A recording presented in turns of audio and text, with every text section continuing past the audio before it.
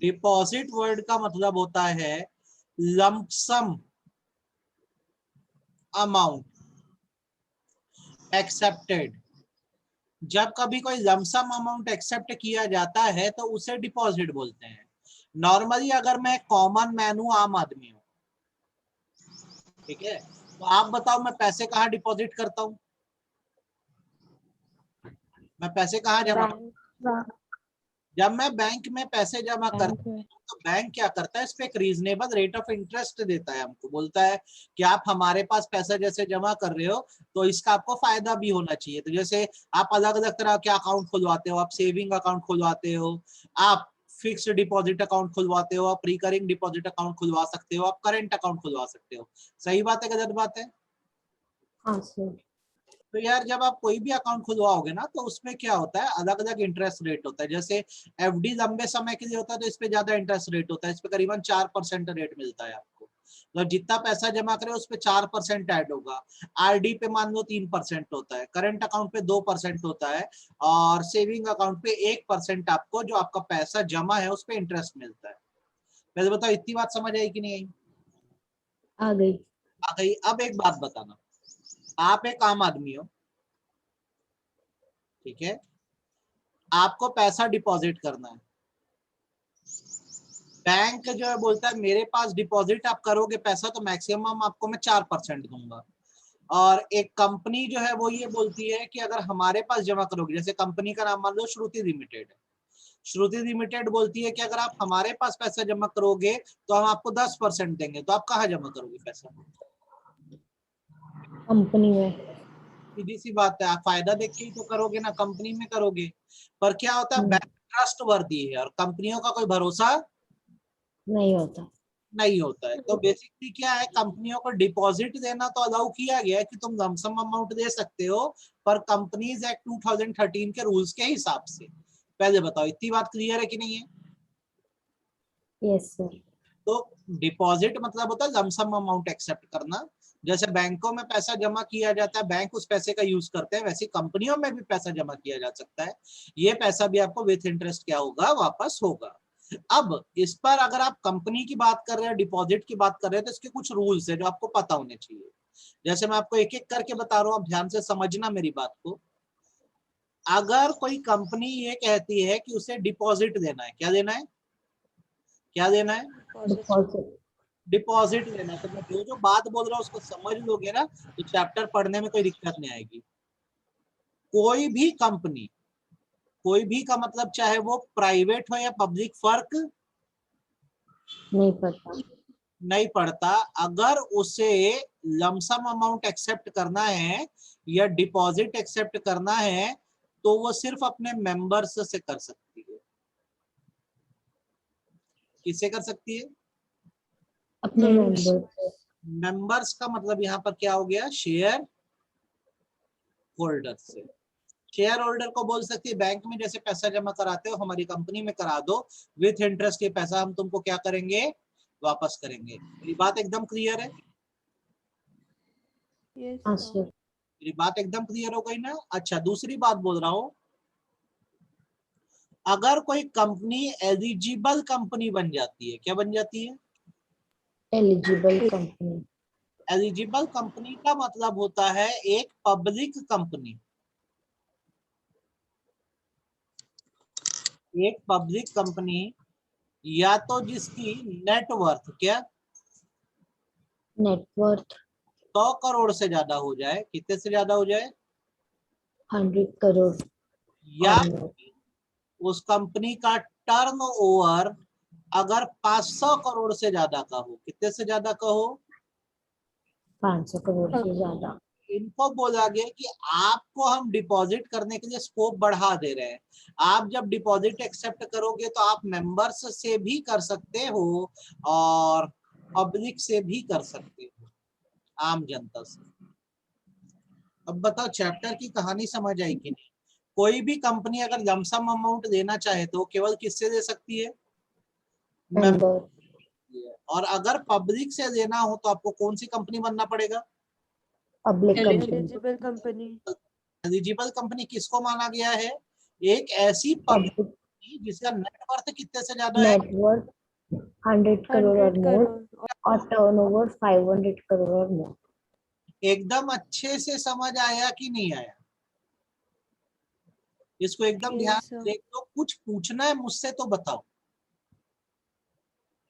मुझसे कुछ पूछना है तो बताओ। देखो डिपॉजिट ना एक तरह का लोन ही है, याद रखना। या पैसा जब कंपनी में जमा करोगे, आपके पैसे का कंपनी इस्तेमाल कर देगी, बाद में आपको इंटरेस्ट सही चुकाएगी, ठीक। लेकिन रूल ये है कि आपको अगर पैसा ऐसा लमसम अमाउंट देना, आप अपने मेंबर्स से ही दे सकते हो। और यदि आपको पब्लिक से एक्सेप्ट करना है, मतलब बड़ा अमाउंट देना है आम जनता से, तो आपको पहले एलिजिबल कंपनी बनना पड़ेगा, मतलब ऐसी पब्लिक कंपनी जिसकी नेटवर्थ 100 करोड़ से ज्यादा है या टर्नओवर 500 करोड़ से ज्यादा है। ईमानदारी से बोल दो भैया, समझ आया कि नहीं आया? ईमानदारी से आया सर। आ गया। अब मैं नीचे जो लिख रहा हूं उसको ध्यान से देख लो, अच्छे समझ लो। मैं यहाँ लिख रहा हूं percentage of acceptance of deposit, कितना डिपॉजिट एक्सेप्ट कर सकते हैं। अच्छा एक बात बताओ, प्राइवेट कंपनी अगर डिपॉजिट एक्सेप्ट कर रही है तो वो किससे करेगी? कब पब्लिक से करेगी कि अपने मेंबर से ही कर पाएगी? Members. मेंबर मेंबर से कर पाएगी। तो इसके लिए इनके लिए लिमिट बनाई गई है। ये लिमिट ध्यान हो जाएगी ना तो बहुत हद तक चैप्टर सीख जाओगे। 100% of paid up capital plus free reserve plus security premium account. अगर मैं आपकी कंपनी की बैलेंस शीट देखूं और मेरे को वहां पे पेड अप कैपिटल 10 करोड़ का दिखता है, फ्री रिजर्व 20 करोड़ का दिखता है, सिक्योरिटी प्रीमियम अकाउंट 20 करोड़ का दिखता है, तो ये अमाउंट बनता है 50 करोड़। कितना? 50 करोड़। तो आप अपने मेंबर से इस अमाउंट के 100% तक डिपॉजिट एक्सेप्ट कर सकते हो। मतलब अपने मेंबर को ऑफर कर सकते हो कि हमारी कंपनी एलिजिबल है आप लोग से 50 करोड़ रुपए तक के डिपॉजिट एक्सेप्ट करने के लिए। कितने रुपए तक के? कितने रुपए तक का? फिर रिपीट कर रहा हूं अपनी बात को। 50. प्राइवेट कंपनी जो है वो अपने मेंबर्स से पैसा एक्सेप्ट कर सकती है, पर कितना अमाउंट? तो इसमें स्टैंडर्ड रखा गया है कि टोटल कर दो बैलेंस शीट का, free reserve sorry paid up capital का, फ्री रिजर्व का, सिक्योरिटी प्रीमियम का। इसका जो टोटल अमाउंट बनता है उसका 100%। तो यहाँ पे जैसे टोटल अमाउंट 50 करोड़ है तो 50 करोड़ का 100% क्या होता है? 50 करोड़। तो आपकी कंपनी डिपॉजिट के रूप में मेंबर से 50 करोड़ रुपए तक ले सकती है। सकते बोलो कोई समस्या है क्या इसमें? नहीं सर। नहीं। अच्छा आपकी अगर पब्लिक कंपनी है तो ये किससे पैसा एक्सेप्ट कर सकती है? पब्लिक से और मेंबर से। एकदम गलत। पब्लिक से मेंबर्स ये भी मेंबर्स ही करेगी। मेंबर से। मेंबर से करेगी ये भी। पब्लिक कंपनी है ना भाई, एलिजिबल थोड़ी बोला हूं मैं। पब्लिक कंपनी है, ये भी सिर्फ मेंबर से ही कर सकती है। तो ये मेंबर से कर सकती है 35% of paid up capital plus free reserve plus security premium account. जैसे आपका paid up capital, free reserve और सिक्योरिटी प्रीमियम अकाउंट का टोटल मैं करूंगा तो मान लो 100 करोड़ आता है, तो इसका ये 35% तक एक्सेप्ट कर सकते हैं। मतलब कितना करोड़ तक एक्सेप्ट कर सकते हैं? 35 करोड़ रुपए तक मेंबर से एक्सेप्ट। तो कभी भी डिपॉजिट एक्सेप्ट करने से पहले आपको अपनी बैलेंस शीट देखना पड़ता है। उसमें आपको टोटलिंग करनी होती है, किसकी? पेड अप कैपिटल की, फ्री रिजर्व की और सिक्योरिटी प्रीमियम अकाउंट। ठीक है, उसका जो टोटल आएगा उसका परसेंटेज निकालना। प्राइवेट कंपनी 100% तक कर सकती है मेंबर से एक्सेप्ट। पब्लिक कंपनी कितना परसेंट कर सकती है? 35%। अच्छे समझ आ रही है कि नहीं आ रही बात, ये बताओ। आ गई? अच्छा अगर एक एलिजिबल कंपनी है तो ये किससे किससे एक्सेप्ट कर सकती है? पब्लिक मेंबर और पब्लिक और पब्लिक। मेंबर्स।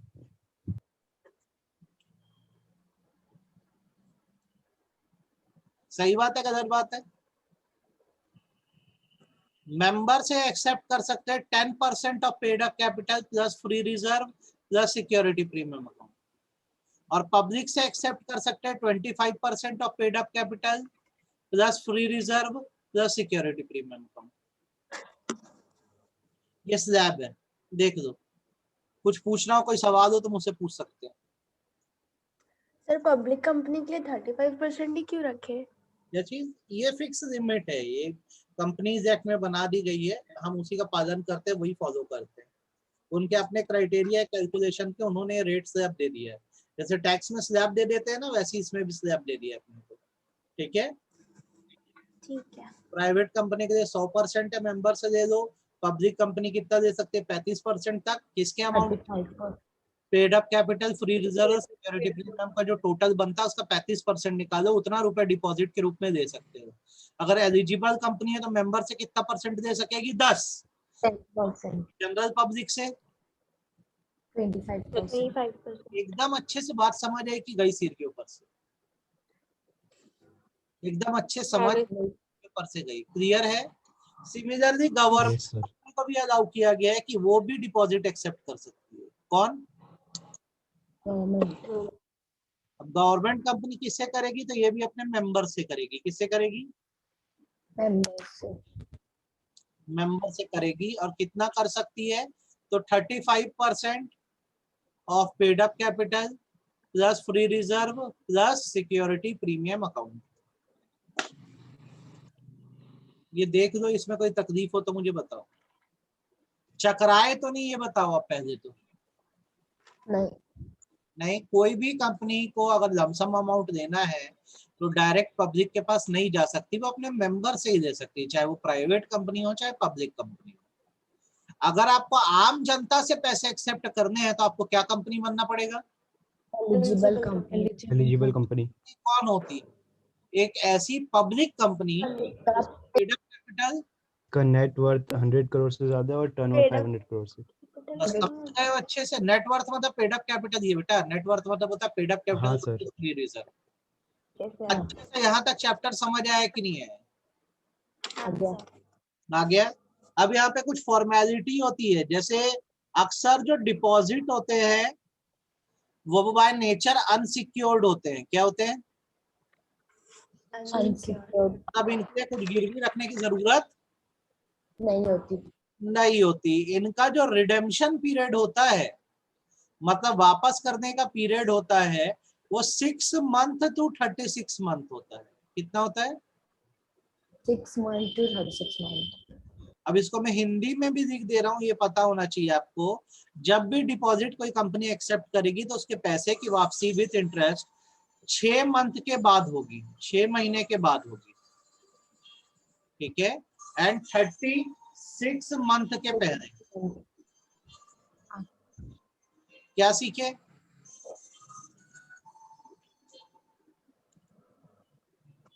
छह महीने के बाद पैसा वापसी होगी और 36 महीने के पैसे पहले वापसी होगी।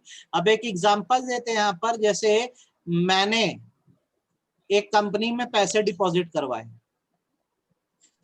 ठीक है। अब कंपनी मेरे को इस पे 10% इंटरेस्ट देने वाली थी, ठीक। कायदे से पैसा मेरे को कितने महीने बाद वापस होना चाहिए? 6 महीने के बाद। 6 महीने बाद। महीने बाद। अब मैं बोलता मेरे को इमरजेंसी अभी में 1 ही महीना हुआ है, 1 मंथ में मेरा पैसा वापस कर दो, तो ये क्या करेंगे? इंटरेस्ट नहीं पे करेंगे। क्या पे नहीं करेंगे? Interest paying. बोलेंगे भाई तू तो जल्दी पैसा मांग रहा है तो तेरे को क्यों इंटरेस्ट देने?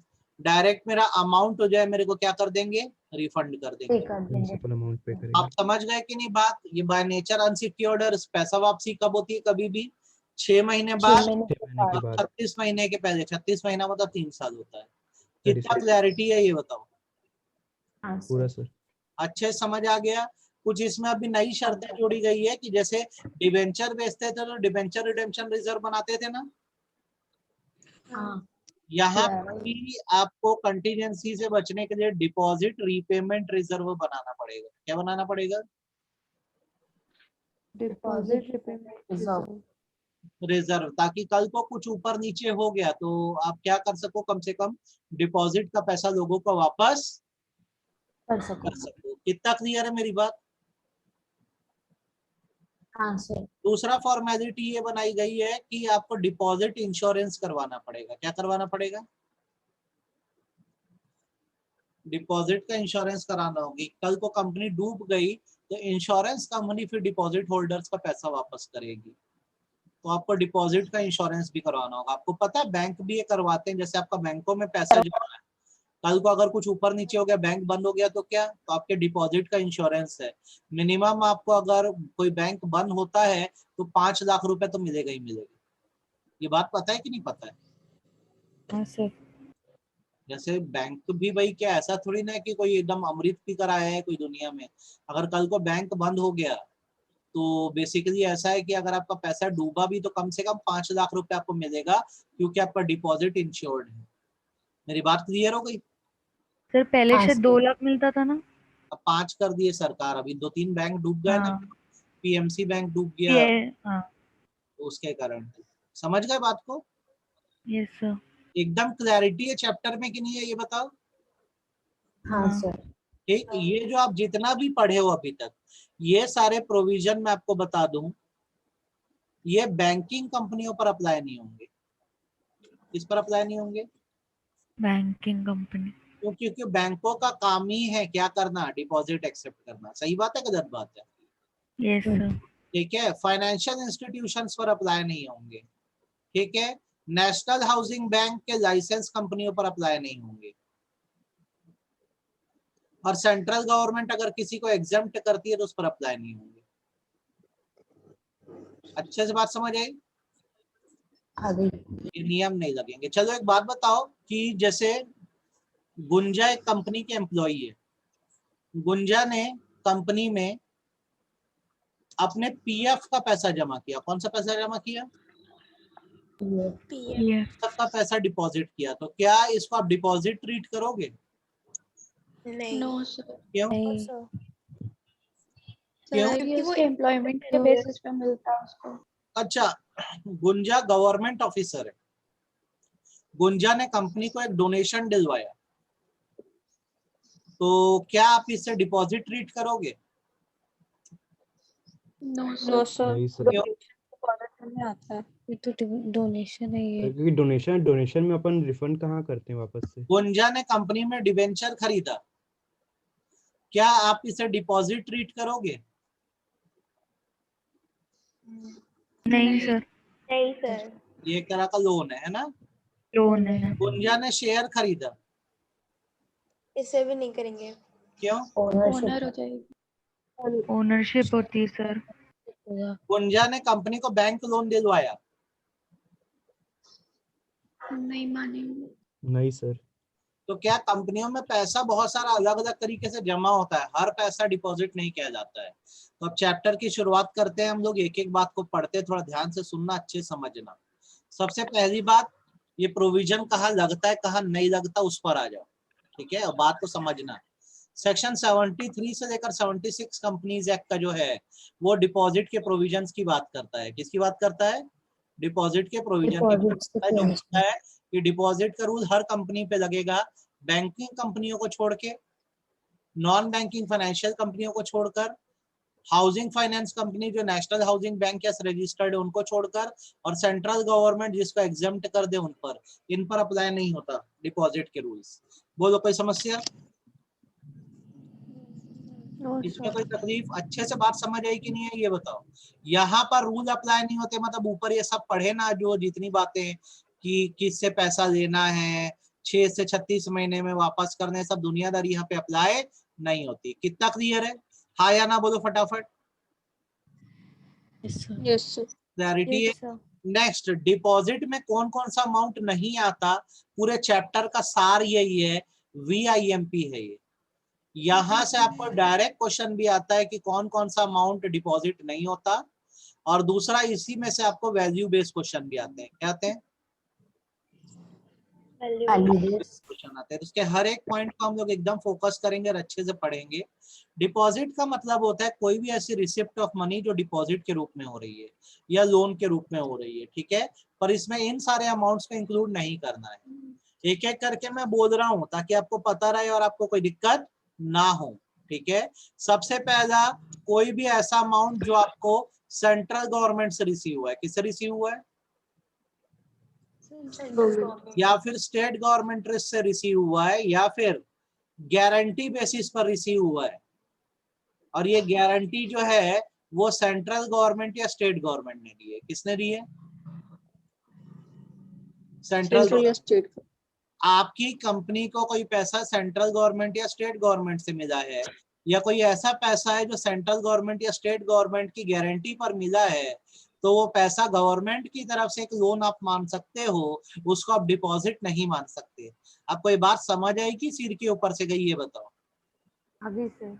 आगे सर। दूसरी बात, अगर कोई पैसा आपको फॉरेन सोर्स से रिसीव हुआ है, कहाँ से रिसीव हुआ है? Foreign source. फॉरेन सोर्स में फॉरेन की गवर्नमेंट, फॉरेन के इंस्टीट्यूशन सब कुछ आ जाते हैं, वहां से पैसा रिसीव हुआ है तो आप उसको, आपको मैं तो यहाँ साइड में लिख दे रहा हूँ, आप पॉज कर करके अपने नोट्स में लिख भी देना, और ये हर एक पॉइंट एकदम अच्छे से याद रखना। गवर्नमेंट या सेंट्रल या स्टेट से रिसीव हुआ पैसा या उनकी गारंटी को डिपॉजिट नहीं मानते। फॉरेन सोर्स से रिसीव हुए पैसे को जो हम डिपॉजिट है नहीं मानते। जैसे फॉरेन सोर्स पे foreign government, foreign bank, multilateral financial institution, ठीक है, ऐसे इंस्टीट्यूशन जिनको फॉरेन गवर्नमेंट चलाती है, फॉरेन कोलैबोरेटर, फॉरेन बॉडीज, इनसे पैसा रिसीव हुआ इसको डिपॉजिट नहीं मानते। बताओ कोई दिक्कत? नहीं सर। अच्छा, तीसरी बात, अगर आपको कोई पैसा एज लोन मिला है फ्रॉम कोई भी बैंक या फिर स्पेसिफिकली एसबीआई, तो वो पैसा लोन का पैसा, उसको डिपॉजिट नहीं मान सकते। बताओ कोई दिक्कत? क्लियर है? ये टर्म लोन माना जाएगा, इसको डिपॉजिट नहीं मानेंगे। कितना क्लियर है? बात समझ में नहीं आई? कौन कौन सा पैसा डिपॉजिट में नहीं आ रहा है? सेंट्रल गवर्नमेंट से रिसीव पैसा, फॉरेन से रिसीव्ड पैसा, बैंकों से रिसीव पैसा, ये सब डिपॉजिट नहीं है। उसके बाद सर हाँ बेटा बोलो। अगर ये कंपनी का जो मेंबर है वो फॉरेन में ही रहता है और वहाँ की सिटीजनशिप होल्ड किया है तो भी नहीं इंक्लूड करेंगे ना उसको डिपॉजिट में? नहीं, फॉरेन मेंबर बिल्कुल इंक्लूड होगा, लेकिन और कोई फॉरेन सोर्स नहीं होगा। जैसे फॉरेन सिटीजन हो गया, फॉरेन बॉडी कोऑपरेट हो गई, वो नहीं होगा। अगर वो मेंबर है तो फिर वो मेंबर के टर्म में आ जाएगा, फिर उससे एक्सेप्ट कर सकेंगे। ठीक है, समझ गए? वैसे अगर कोई लोन आपको फाइनेंशियल इंस्टीट्यूशन से मिल रहा है, किससे मिल रहा है? Financial institution. फाइनेंशियल इंस्टीट्यूशन मतलब जैसे आप एग्जांपल के तौर पे दे सकते हो, एलआईसी से अगर आपको कोई लोन वोन मिला है तो उसको आप क्या नहीं मान सकते? डिपॉजिट नहीं मान सकते। कितना क्लियर है? हाँ सर। अच्छा, उसके बाद अगर आपको कोई पैसा कमर्शियल पेपर के थ्रू मिल रहा है, किसके थ्रू मिल रहा है? कमर्शियल पेपर का मतलब होता है प्रोमिसरी नोट। क्या? Promise. Promissory note issued by bank on behalf of company. Highly reputed कंपनियों के लिए बैंक भी पैसा कलेक्ट करते हैं, उसके जो कमर्शियल पेपर बेचते हैं। क्या बेचते हैं? Commercial paper. तो इसको भी डिपॉजिट नहीं मान सकते। क्या नहीं मान सकते? डिपॉजिट नहीं मान बात सकते। समझ आ रही है कि नहीं आ रही है, ये बताओ। हाँ जी। आ गई। उसके बाद कोई ऐसा पैसा जो एक कंपनी को दूसरी कंपनी से मिला है, तो इसको ना इंटर कॉर्पोरेट डिपॉजिट बोलते हैं। क्या बोलते हैं? Inter corporate deposit. डिपॉजिटर। इसके लिए कंपनी लॉ में अलग सेक्शन है, सेक्शन का नाम है 186। क्या नाम है? 186। तो ये पैसा डिपॉजिट नहीं माना जाएगा, उसके प्रोविजन ही अलग है, बहुत इंपॉर्टेंट है, आगे जाके मैं पढ़ाने वाला हूँ। ये समझ आ गया? क्लियर है? बताओ क्या क्या पैसा, गवर्नमेंट से रिसीव पैसा, फॉरेन सोर्स से रिसीव पैसा, बैंक से रिसीव पैसा, कोई बैंक से, इंस्टीट्यूशन से रिसीव कोई फाइनेंशियल इंस्टीट्यूशन। पैसा, दूसरी कंपनी से आया पैसा। इतने पॉइंट याद हो जाएंगे क्या? ये याद हो जाएगा? अच्छा, उसके बाद बेटा ये पॉइंट आईएमपी है, अगला वाला ना आईएमपी। कोई भी ऐसा पैसा जो शेयर सब्सक्रिप्शन से आया है, किससे आया है? Share subscription. उसको आप डिपॉजिट नहीं मान सकते। क्या नहीं मान सकते? डिपॉजिट नहीं मान सकते। कोई बात समझ आई? पर ये लाइन इसमें बहुत अच्छे से पढ़ लो। If the securities for which application money or advance for such securities was received cannot be allotted within 60 days from date of receipt of application money or advance for such security, and such application money is not refunded to subscriber within 15 days from date of completion of 60 days, such amount shall be treated as deposit under these rules. ठीक है, example लिख दे रहा हूं ताकि आप इसको note कर दो, आपको बाद में ध्यान रहे।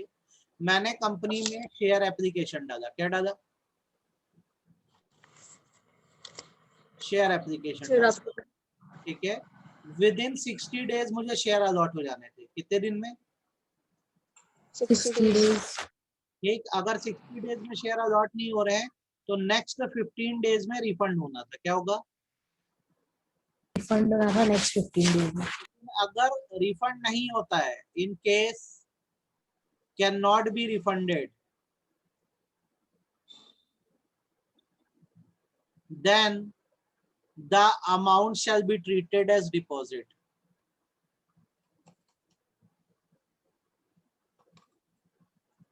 ये ना बहुत ज्यादा इंपॉर्टेंट पॉइंट है, आधे बच्चे तो इसमें चकरा जाते, बना के नहीं आते। शेयर खरीदने के लिए जो एप्लीकेशन मनी दी हो नॉर्मली वो डिपॉजिट नहीं है, लेकिन अगर वो आपको रिफंड नहीं हुआ पैसा तो फिर उसको क्या ट्रीट कर दिया जाएगा? डिपॉजिट। डिपॉजिट ट्रीट कर देंगे। ये बात आपको ध्यान रहेगी कि गई सिर के ऊपर से।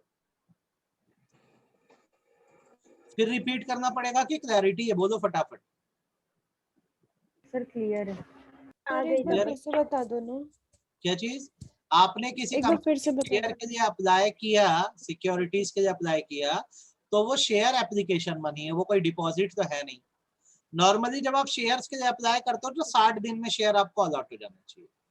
नहीं हो रहे तो अगले 15 दिन में पैसा रिफंड हो जाना चाहिए। अगर कंपनी रिफंड करने में फेल हो जाती है तो आपका जो जमा पैसा शेयर एप्लीकेशन मनी का, उसको डिपॉजिट ट्रीट किया जाएगा और ये पैसा आपको विथ इंटरेस्ट फिर 6 से 36 महीने के बीच में वापस होगा। क्लियर है? Yes sir. कोई समस्या? ये पॉइंट आईएमपी है बेटा, इसको एकदम अच्छे से करना। बनेगा आपसे? हाँ यस सर। ठीक। उसके बाद अगला पॉइंट, कोई भी ऐसा पैसा, ठीक है, जो कंपनी के डायरेक्टर या रिलेटिव से रिसीव हो रहा है, प्राइवेट कंपनी के, कौन सी कंपनी के?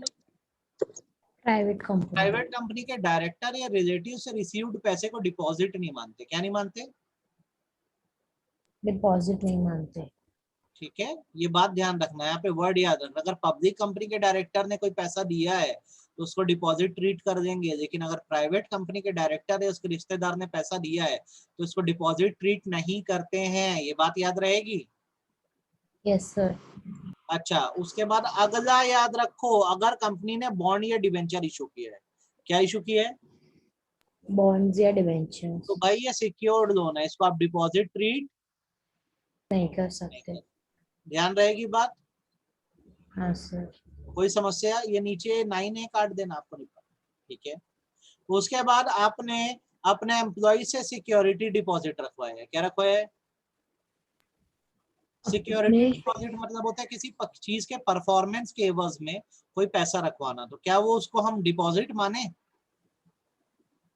नहीं। जैसे 1 महीने की एम्प्लॉय की सैलरी रखवा दी तो डिपॉजिट थोड़ी ना है, वो सिक्योरिटी डिपॉजिट है। क्या है? सिक्योरिटी बहुत डिपॉजिट। ज्यादा तो नहीं हो गया? इंफॉर्मेशन ओवरलोड, सारी बात समझ आ रही है? हाँ सर। सर एक बार वो लास्ट वाला पॉइंट। भाई मेरी कंपनी का एम्प्लॉय है, उसकी परफॉर्मेंस अच्छी नहीं थी तो उसके 1 महीने की सैलरी जब्त कर दिया हूँ, तो उसको डिपॉजिट मानोगे क्या? नहीं। उसको कहाँ से डिपॉजिट मानेंगे? डिपॉजिट तो एक लमसम अमाउंट होता है ना, यहाँ तो 1 महीने की सैलरी जब्ती किया हुआ हूँ। समझ में है मेरी बात? क्लियर है कि नहीं? देन कोई भी पैसा जो ट्रस्ट में रखा हुआ है, किस में रखा हुआ है? ट्रस्ट।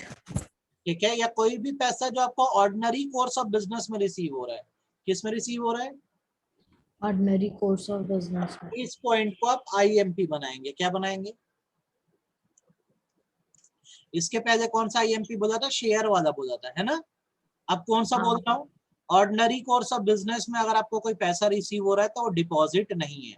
कौन सा पैसा रिसीव हो रहा है उसकी बात करें तो जैसे आपको गुड्स एंड सर्विसेज का एडवांस मिल गया है। क्या मिल गया है?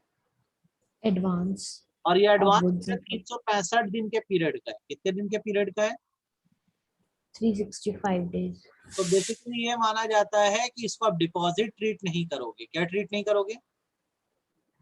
डिपॉजिट ट्रीट नहीं करेंगे। वैसे अगर मान लो आप कोई जमीन वमीन बेच रहे हो, कंपनी की मूवेबल प्रॉपर्टी बेच रहे हो, उसका आपको कोई एडवांस रिसीव हुआ तो उसको आप डिपॉजिट नहीं मानोगे। मेरी बात समझ आ रही है कि नहीं आ रही है? हाँ सर। उसके बाद मान लो कि आपके पास किसी ने सिक्योरिटी डिपॉजिट रखवाया है ताकि काम पूरा हो सके। सिक्योरिटी डिपॉजिट में टर्म ये होता है, काम पूरा हो गया तो रिफंड करना होता है, नहीं तो जब्ती हो जाती है। तो हमारे पास अगर किसी ने सिक्योरिटी डिपॉजिट रखवाया है तो इसको हम डिपॉजिट नहीं मानेंगे। मेरी बात समझ आ रही है? हाँ सर। हमको एडवांस दिया गया कोई बड़ी मशीन सप्लाई करने के लिए, क्या सप्लाई करने के लिए? कोई बड़ी मशीन सप्लाई करने के लिए कैपिटल एडवांस गुड्स माने मशीन मानते हैं, ठीक है, तो इसको आप डिपॉजिट ट्रीट नहीं नहीं कर करेंगे। सकते। वैसे किसी एक अग्रीमेंट में आपको एडवांस मनी मिला हुआ है तो उसको आप डिपॉजिट नहीं मान सकते, ठीक है। कोई एडवांस आपको गवर्नमेंट की तरफ से मिला हुआ है, किसकी तरफ से मिला हुआ है?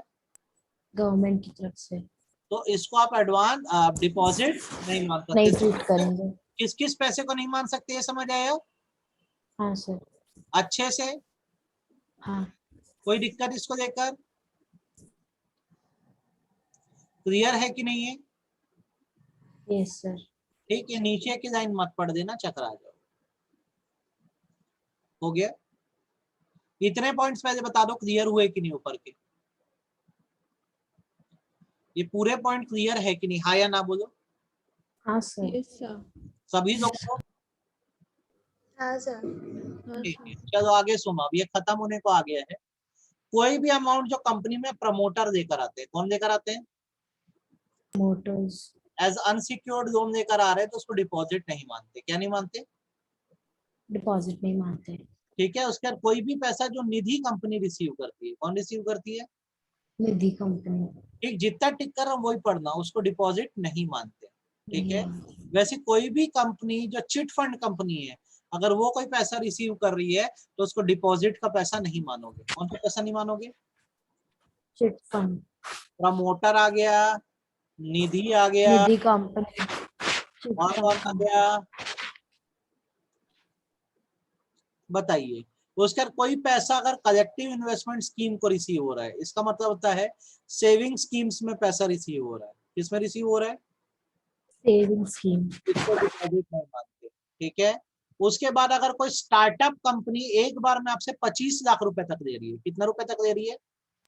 25 लाख स्टार्टअप कंपनी। ठीक है, एक सिंगल ट्रांच में मतलब होता है सिंगल ट्रांजेक्शन में, तो shall not be considered as deposit,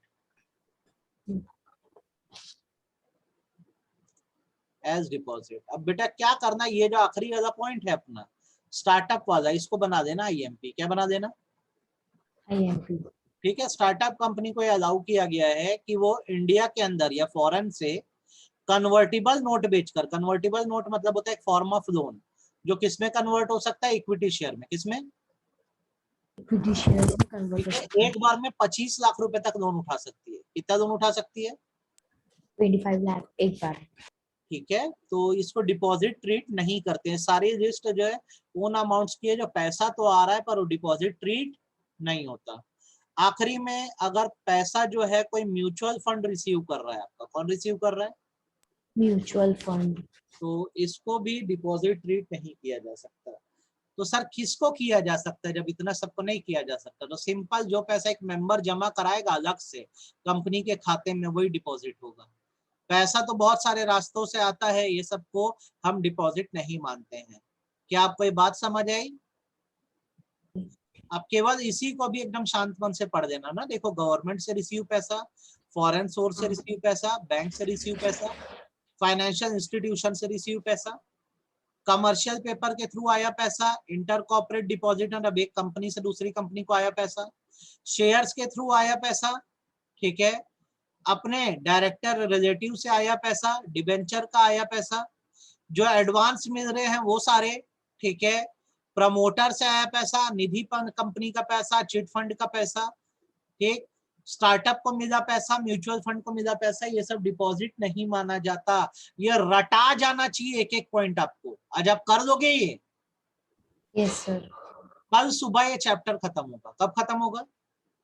कल आज शाम को 5:30 बजे स्केड्यूल पढ़ते हैं अपन। क्या पढ़ेंगे? स्केड्यूल्स। ठीक है, इसको कर दो और इसकी रिकॉर्डिंग भेज दे रहा हूँ। शांत मन से देख के एक एक पॉइंट कर देना, और जिसको मैं हरा बनाया उसको एकदम अच्छे से करना, ठीक है। हाँ सर। हाँ यस ये सर। आप करो, आपके लिए काफी है यार। चैप्टर समझ आ गया है ना? हाँ सर।